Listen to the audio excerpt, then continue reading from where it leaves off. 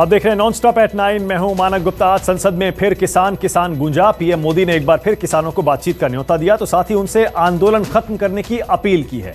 राष्ट्रपति के अभिभाषण का जवाब देते हुए राज्यसभा में पीएम मोदी ने कृषि कानूनों को लेकर विपक्ष के दोहरे रवैये की आलोचना की, कांग्रेस पर जमकर कटाक्ष किया। यहाँ जो विरोध में दल है उनकी भी जहाँ सरकारें हैं वहाँ आधा अधूरा कुछ न कुछ तो किया ही है, क्योंकि उनको भी मालूम है रास्ते का रास्ता तो यही है। और मैंने देखा इस चर्चा में लॉ का जो स्पिरिट है उस पर किसी की चर्चा नहीं हुई है। शिकायत दिया गया तरीका ठीक नहीं था, जल्दी कर दिया, इसको नहीं पूछा, ये रहता है। वो तो परिवार में शादी होती है तो भी फूफी नाराज होकर के कहती है मुझे कहाँ बुलाया। वो तो रहता है, इतना बड़ा परिवार है तो रहता ही है। राष्ट्रपति के अभिभाषण पर जवाब देते हुए प्रधानमंत्री नरेंद्र मोदी ने विपक्ष पर खूब चुटकी ली। पीएम मोदी ने पूर्व प्रधानमंत्री मनमोहन सिंह के पुराने बयान का भी हवाला दिया, जिसमें उन्होंने कृषि सुधारों की वकालत की थी। आदरणीय मनमोहन सिंह जी ने किसान को उपज बेचने की आजादी दिलाने, भारत को एक कृषि बाजार दिलाने के संबंध में अपना इरादा व्यक्त किया था और वो काम हम कर रहे हैं। और मुझे आप लोगों को गर्व होना चाहिए कि देखिए मनमोहन सिंह जी ने कहा था वो मोदी को करना पड़ रहा है, गर्व कीजिए। पीएम मोदी ने दावा किया कि कृषि सुधार पर उनकी सरकार का रुख वही है जो पहले की तमाम सरकारों का था, लेकिन अब वो यू टर्न ले रहे हैं।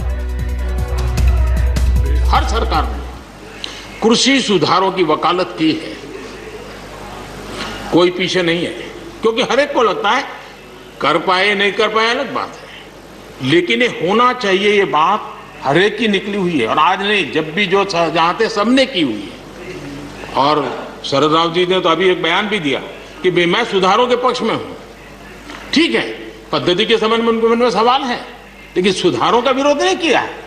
लेकिन मैं हैरान हूं, अचानक यू टर्न ले लिया भाई, ऐसा क्यों किया? ठीक है, आप आंदोलन के मुद्दों को लेकर के इस सरकार को घेर लेते हैं, लेकिन साथ साथ किसानों को भी कहते हैं कि भाई बदलाव बहुत जरूरी है, बहुत साल हो गए, अब नई चीजों को लेना पड़ेगा, तो देश आगे बढ़ता है। पूर्व प्रधानमंत्री लाल बहादुर शास्त्री के कार्यकाल में हुई हरित क्रांति का जिक्र करते हुए पीएम मोदी ने वामपंथी दलों के रवैये पर तंज कसा, वामपंथियों को विकास विरोधी करार दिया। हरित क्रांति के समय जो कृषि सुधार हुए, तब भी जो आशंकाएं हुई, जो आंदोलन हुए, ये वेल डॉक्यूमेंटेड है। शास्त्री जी का हाल ये था कि अपने साथियों में से कोई कृषि मंत्री बनने को तैयार नहीं होता था, क्योंकि लगता था कि ऐसा है हाथ जल जाएंगे और किसान नाराज हो जाएंगे तो मेरी तो राजनीति समाप्त हो जाएगी। उन्होंने रिफॉर्म्स की बातें की, योजना आयोग ने भी उसका विरोध किया था। मजा देखिए, योजना आयोग ने भी विरोध किया था। वित्त मंत्रालय सहित पूरी कैबिनेट के अंदर भी विरोध का स्वर उठा था, लेकिन देश की भलाई के लिए शास्त्री जी आगे बढ़े। और लेफ्ट पार्टी जो आज भाषा बोलते हैं ना, वही उस समय बोलते थे। वो यही कहते हैं अमेरिका के इशारे पर शास्त्री जी ये कर रहे हैं, अमेरिका के इशारे पर कांग्रेस ये कर रही है। सारा चीज जितना आज मेरे खाते में जमा है ना, वो पहले आपके यहाँ बैंक में था। कांग्रेस और वामपंथी दलों को जी भर कोसने वाले पीएम मोदी ने उन सामाजिक कार्यकर्ताओं को भी नहीं बख्शा जो मेहनकशों के हक की खातिर संघर्ष करते हैं, गरीबों और वंचितों को अधिकार दिलाने की जंग में शामिल होते हैं। श्रमजीवी, बुद्धिजीवी, ये सारे शब्दों से परिचित हैं, लेकिन मैं देख रहा हूं कि पिछले कुछ समय से इस देश में एक नई जमात पैदा हुई है, एक नई बिरादरी सामने आई है, और वो है आंदोलन जीवी। ये जमात आप देखोगे, वकीलों का आंदोलन है वो न वहां नजर आएंगे, स्टूडेंट का आंदोलन है वो वहां नजर आएंगे, मजदूर का आंदोलन है वो वहां नजर आएंगे, कभी पर्दे के पीछे कभी पर्दे के आगे। उनका क्या है, खुद खड़ा नहीं कर सकते चीजें, किसी की चल रही तो जाके बैठ जाते हैं, वो अपना जो जितने दिन चले चल जाता है उनका। ऐसे लोगों को पहचानने की बहुत आवश्यकता है। ये सारे आंदोलन जीवी परजीवी होते हैं। पीएम मोदी ने आरोप लगाया कि कुछ लोग पंजाब के सिख समुदाय को गुमराह कर रहे हैं, एमएसपी खत्म होने का डर फैला रहे हैं, लेकिन ये झूठ है। एमएसपी ना तो खत्म हुई है और ना ही होगी। और हम ये न भूलें कि कुछ लोग हमारे खास करके पंजाब के, खास करके सिख भाइयों के दिमाग में गलत चीजें भरने में लगे हैं। ये देश हर सिख के लिए गर्व करता है। देश के लिए क्या कुछ नहीं किया इन्होंने। उनका जितना हम आदर करें उतना कम है। गुरुओं की महान परंपरा को मेरा भाग्य रहा है, मुझे पंजाब की रोटी खाने का अवसर मिला है। मैं जिंदगी में बहुत महत्वपूर्ण वर्ष पंजाब में बिताए हैं, इसलिए मुझे मालूम है एमएसपी है, एमएसपी था, एमएसपी रहेगा। जिन 80 करोड़ से अधिक लोगों को सस्ते में राशन दिया जाता है वो भी कंटिन्यू रहेगा। इसलिए मेहरबानी करके भ्रम फैलाने के काम में हम न जुड़े, क्योंकि हमको देश ने एक विशिष्ट जिम्मेवारी दी है। पीएम मोदी ने साफ किया कि कृषि सुधार रोके नहीं जा सकते, लिहाजा विपक्ष को गतिरोध खत्म करने में मदद करनी चाहिए। किसानों को भी आंदोलन खत्म करना चाहिए। बातचीत के दरवाजे हमेशा खुले हैं। आज नहीं तो कल जो भी यहाँ होगा किसी न किसी को ये काम करना ही पड़ेगा। आज मैंने किया है, गालियां मेरे खाते में जाने दो, लेकिन इस अच्छा करने में आप जुड़ जाओ। बुरा हो मेरे खाते में, अच्छा हो आपके खाते में, आओ मिलकर के चले। आंदोलन से जुड़े लोगों से प्रार्थना करते हैं कि आप आंदोलन करना आपका हक है, लेकिन इस प्रकार से बुजुर्ग लोग वहाँ बैठे ये ठीक नहीं है। आप उनको सबको ले जाइए, आप आंदोलन को खत्म कीजिए। आगे बढ़ने के लिए मिल बैठ करके चर्चा करेंगे, रास्ता खुले है। ये सब हमने कहा है। मैं आज भी इस सदन से माध्यम से भी निमंत्रण देता हूँ।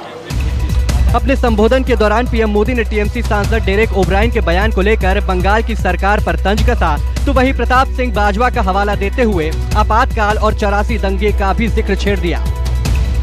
मनीष कुमार, दिल्ली, न्यूज़ 24। राज्यसभा में आज अपने भाषण के दौरान पीएम मोदी ने मैथिली शरण गुप्त की एक कविता सुनाई और फिर सियासत में कविता रचने की होड़ लग गई। कांग्रेस ने प्रधानमंत्री के भाषण को निराशाजनक बताया तो आंदोलनकारी किसानी नेताओं की उम्मीदें भी टूट गई। अवसर तेरे लिए खड़ा है, फिर भी तू चुपचाप पड़ा है। तेरा कर्म क्षेत्र बड़ा है, तेरा कर्म क्षेत्र बड़ा है। पल पल है अनमोल, पल पल है अनमोल। अरे भारत उठ, अरे भारत उठ, आंखें खोल। ये मैथिली शरण गुप्त जी ने कहा था। लेकिन मैं सोच रहा था इस कालखंड में 21वीं सदी के आरंभ में अगर उनको लिखना होता तो क्या लिखते। मैं कल्पना करता था कि वो लिखते, अवसर तेरे लिए खड़ा है, अवसर तेरे लिए खड़ा है, तू आत्मविश्वास से भरा पड़ा है, तू आत्मविश्वास से भरा पड़ा है। हर बाधा, हर बाधा, हर बंदिश को तोड़, हर बाधा, हर बंदिश को तोड़। अरे भारत, अरे भारत, आत्मनिर्भरता के पथ पर दौड़, आत्मनिर्भरता के पथ पर दौड़।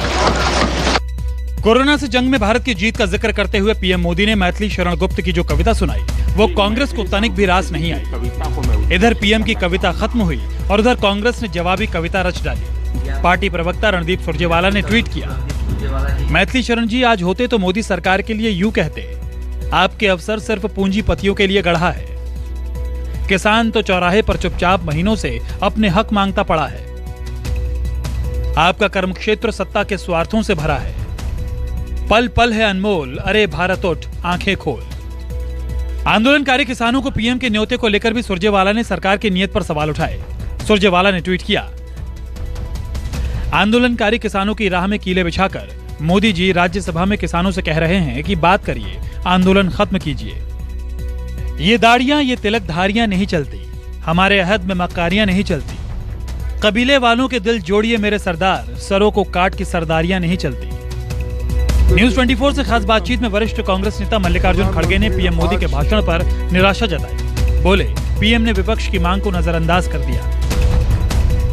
हम ये चाहते थे कि कम से कम प्रधानमंत्री आज राष्ट्रपति के अभिभाषण पर उत्तर देते वक्त वो 3 काले कानून को वापस लेंगे और किसानों को मदद करेंगे और किसानों को जो धरने पे बैठे हुए उनको उठाएंगे, लेकिन उन्होंने वो नहीं किया। कांग्रेस सांसद अखिलेश प्रसाद सिंह को भी उम्मीद थी कि पीएम मोदी सदन से ही तीनों कानूनों को वापस लेने की घोषणा करेंगे, लेकिन ऐसा हो न सका। मैं भी भाषण किया था ईसीए पे। मैं उस दिन अपने भाषण में कहा था कि यूपीए 1 की सरकार में मैं कृषि महकमे का राज्य मंत्री था और शरद पवार जी को मैं देखता था कि वो जो पहले के जिन सरकारों, देवगौड़ा जी के सरकार में जो कृषि मंत्री थे, कांग्रेस सरकार में जो कृषि मंत्री थे, वाजपेयी जी के सरकार में जो राजनाथ सिंह जी उस समय कृषि मंत्री थे, सबसे बुला के विचार विमर्श करते थे और बातचीत का समाधान ढूंढने का कोशिश करते थे।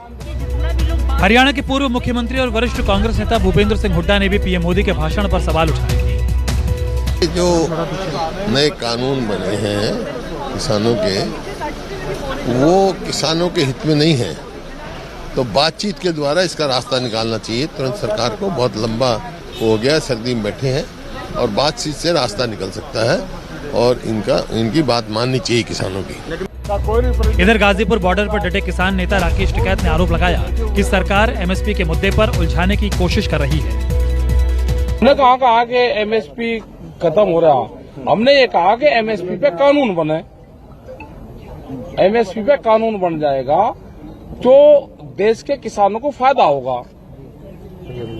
अब एमएसपी पे कानून नहीं है तो व्यापारी आधे में लूटता है उसको, ये कहा हमने। राकेश टिकैत ने कहा कि दूध के मामले में भी देश की हालत अच्छी नहीं है और अगर स्थिति नहीं सुधरी तो तुर्की जैसे हालात हो जाएंगे, दूध बाहर से मंगाना पड़ जाएगा। मनीष कुमार, दिल्ली, न्यूज 24।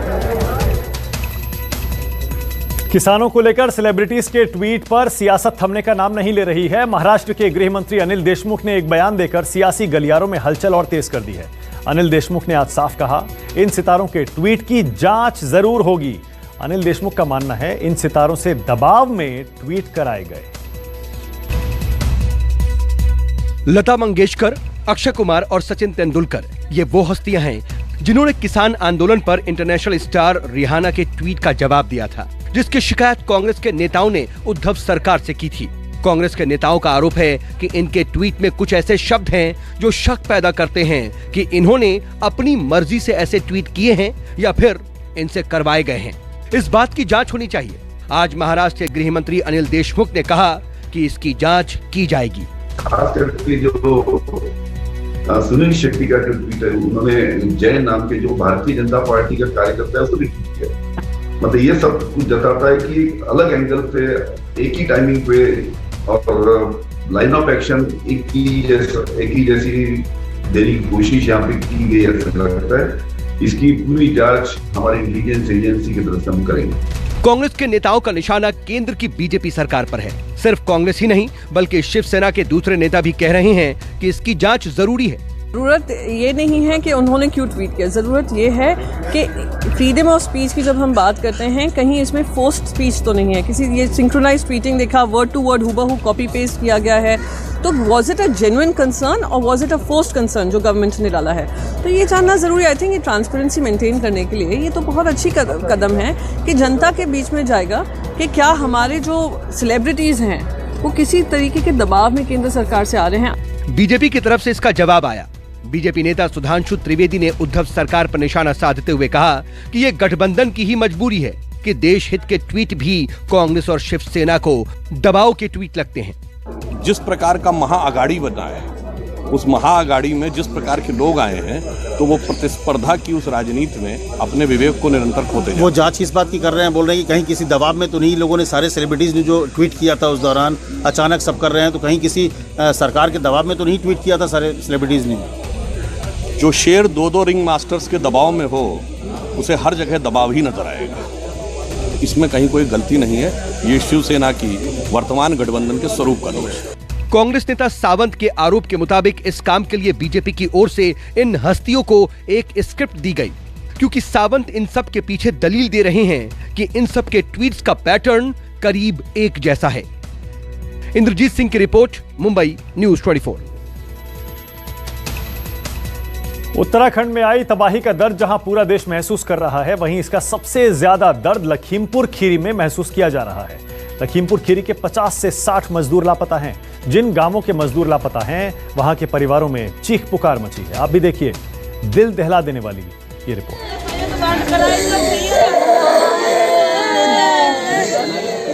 मां की चीत्कार आसमान का कलेजा छलनी कर रहा है। बेसुध बहन विलाप शून्य में भाई की तस्वीर ढूंढ रही है। हर शख्स गम के अंधेरे में डूबा है। गांव के माथे पर टूट पड़ा है पीड़ का पहाड़। जिन्हें संभालना था वो भी बेसुध हैं, बदहवास हैं, क्योंकि यूपी के लखीमपुर के 50 से ज्यादा लोग लापता हैं। लमसम हैं 7-8 लोग हैं तो मिल चुके हैं, और लमसम इच्छानगर और भैरमपुर से लमसम 60-65 लोग हैं। 50 लोग हैं, 50-55 लोग। आंसू के सैलाब का सबब उत्तराखंड के चमोली में आया वो सैलाब है जो रविवार को ग्लेशियर टूटने के कारण आया था। ग्लेशियर टूटने के कारण तपोवन पावर प्रोजेक्ट पूरी तरह से तबाह हो गया। कुदरत के कहर से तबाह हुए इस प्रोजेक्ट में लखीमपुर खीरी के 50 से 60 लोग काम कर रहे थे, लेकिन इनमें से ज्यादातर लोगों का परिजनों से कोई भी संपर्क नहीं है। इंतजार में परिजनों की आंखें पथरा गई हैं। रविवार से रोते रोते आंसू भी सूख चुके हैं। उत्तराखंड की त्रासदी ने यूपी के सहारनपुर पर भी सितम ढाया है। जिले के 3 मजदूर लापता हैं। अंबेहटा में चीख चित्कार मच गई है।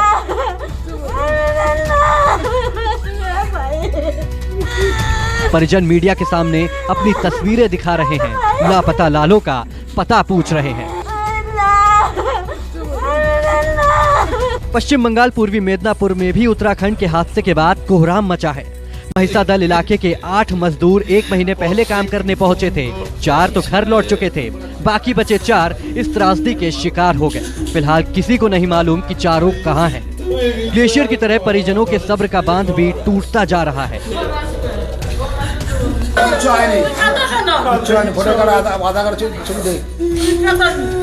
बिहार के छपरा जिले के बरवा गांव में भी मातम पसरा है। 37 साल के मुन्ना सिंह और विनोद सिंह तपोवन पावर प्रोजेक्ट में सुपरवाइजर का काम कर रहे थे। हादसे के बाद से उनका मोबाइल बंद है। बेटी अनहोनी की आशंका से भयभीत है। गांव वाले भी चिंता में डूबे हैं। उनसे बात हो रही थी 10:35 में। बात करते में उनका कब बात हुई थी? 10:35 में बात हुई थी। बस यही समाचार पूछ रहे थे कि क्या हाल है बेटा, और वो बाबू के बारे में पूछे, बस यही। उसके बाद माँ से बात हुआ, उसके बाद नहीं बात हुई। बात करते में कॉल कट गया है।